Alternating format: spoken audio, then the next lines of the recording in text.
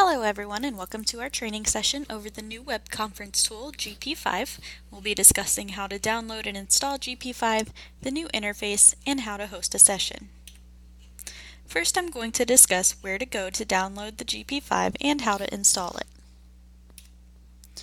To download GP5, go to your iBoomerang back office at my.iboomerang.com. Scroll down to your tool set and select Web Conference Tool. Choose the correct download for your computer. If you're using Microsoft Windows, click on Web Conference Tool for Windows. If you're using a Mac, choose the Web Conference Tool for Mac button. Follow your computer's instructions to install the program. Then enter in your login information. If you're new to the Web Conference Tool or you forgot your login, you can go back to the Web Conference Tool in your back office and click on the Account Validation tab. Now let's talk about the new interface of the Web Conference Tool. This is what you will see after you log into the GP5. You can uncheck the Show at Start box if you do not want the startup screen to show every time you start the program.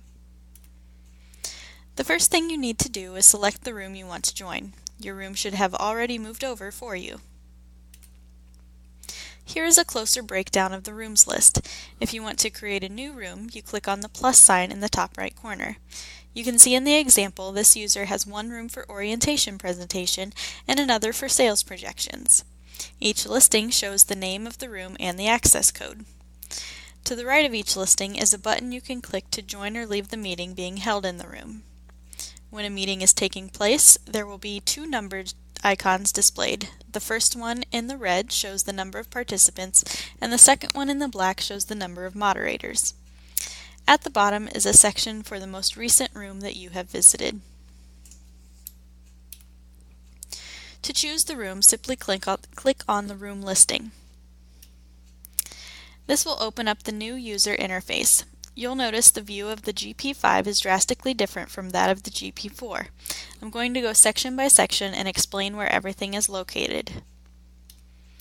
If you want to bring up your rooms list again, click on the Rooms button. Use the Room Info tab to configure the audio and video settings. Audio settings is where you can enable or disable settings for audio, the moderator, and guests. The display in the bottom left corner shows the meeting duration and your access code. If you would like to invite people through the web conference tool, you can do so by clicking the Invite Others tab. On the Invite Others tab, you can choose to send an invitation by email to yourself and send an email to others.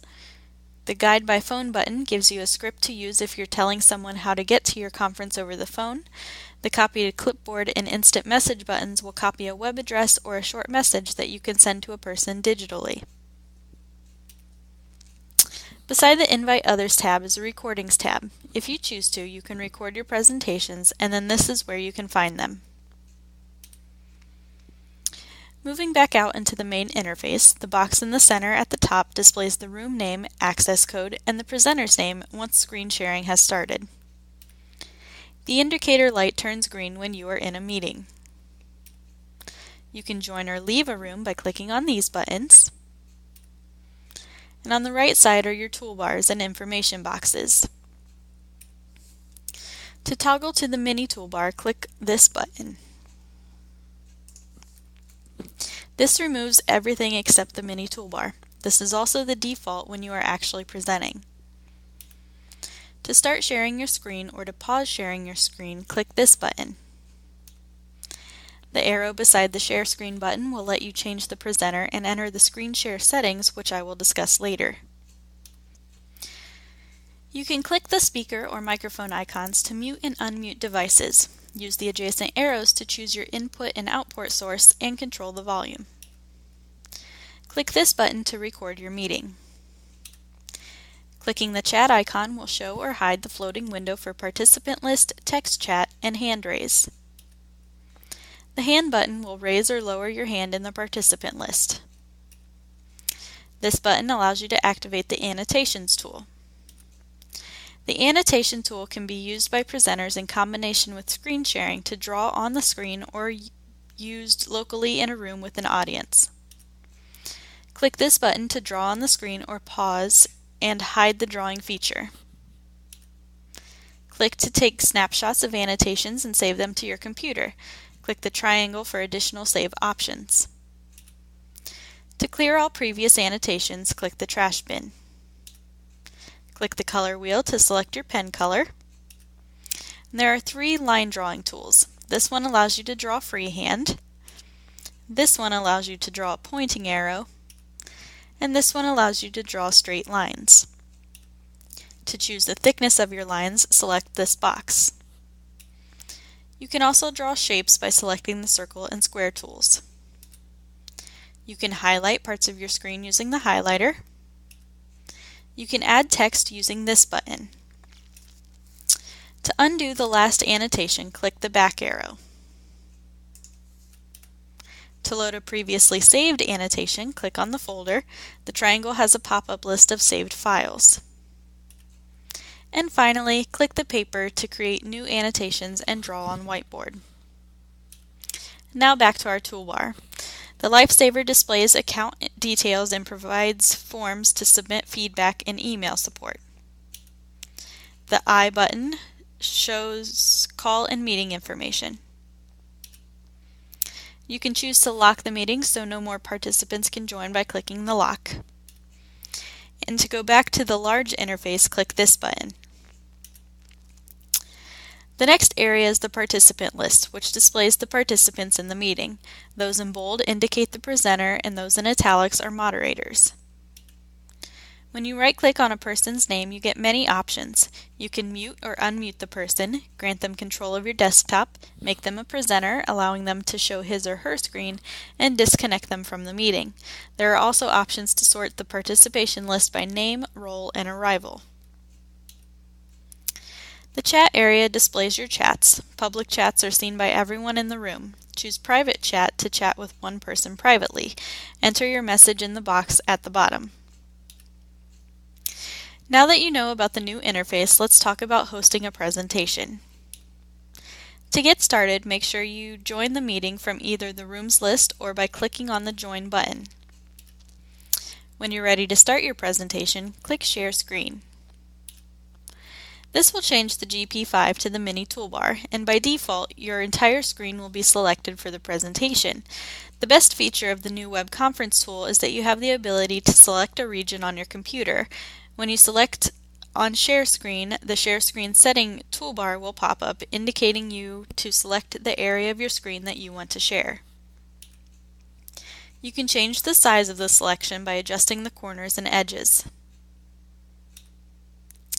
The area that will be hidden to the viewer will be the grayed out areas. When you've made your selection, click the Start Sharing button. Your screen should change to something like this. The green line indicates what is being shared with your viewers.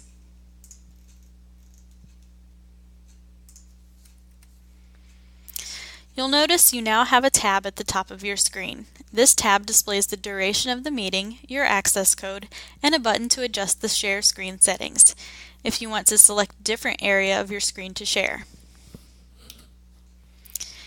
If you want to double check what your viewers are seeing, expand the mini toolbar, then go to the Help menu and choose What am I sending? This will open a small viewer that shows you exactly what your clients are seeing from your screen.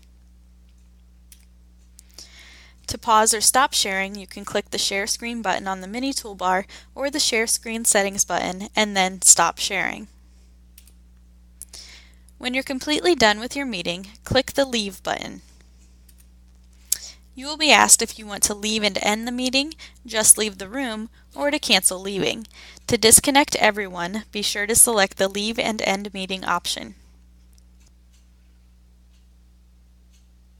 If you want to use the Region Select feature, you need to adjust the settings of your PowerPoint presentations. The default setting for PowerPoint is to display the slideshow full screen. This will not work if you want to use the region sharing feature of the GP5. To get started, open your presentation in PowerPoint and go to the Slideshow tab. Then click the Set Up Slideshow button.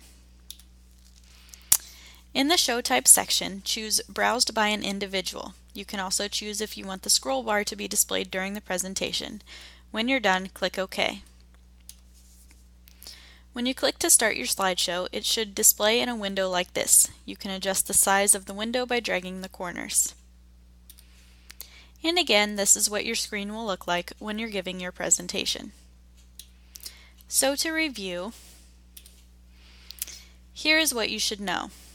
How to install and log into GP5, each button on the new interface and how to use the mini toolbar and annotation tool, how to start a meeting, select a portion of your screen using Region Select, and how to end the meeting, and how to set up your slideshow to take advantage of Region Select.